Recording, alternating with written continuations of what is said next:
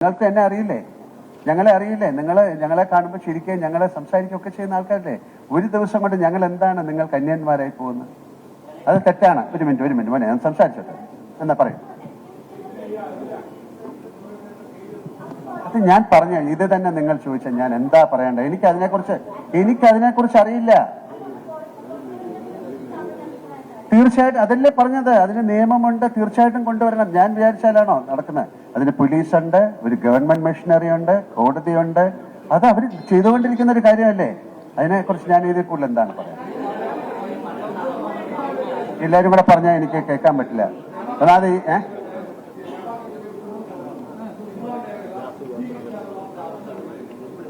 അതെ, ഇതെന്തിനാ എന്നോട് ചോദിക്കുന്നത്? ഞാൻ പറഞ്ഞ മുഴുവൻ അതല്ലേ അവസരം. നിങ്ങളും കൂടെ ചേർന്ന് അതിനെ സഹായിക്കൂ. ഞാൻ എന്താ പറയണ്ട അദ്ദേഹത്തിനോട്?